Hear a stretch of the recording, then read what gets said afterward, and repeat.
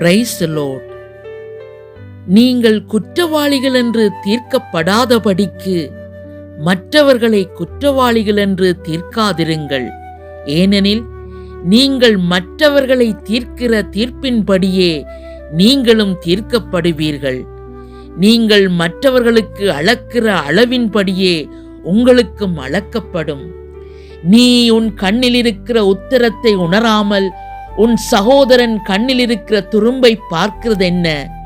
இதோ உன் கண்ணில் உத்தரம் இருக்கையில் உன் சகோதரனை நோக்கி, நான் உன் கண்ணில் இருக்கும் துரும்பை எடுத்து போடட்டும் என்று நீ சொல்வது எப்படி? மாயக்காரனே, முன்பு உன் கண்ணில் இருக்கிற உத்தரத்தை எடுத்து போடு, பின்பு உன் சகோதரன் கண்ணில் இருக்கிற துரும்பை எடுத்து போட வகை பார்ப்பாய். ஆமேன்.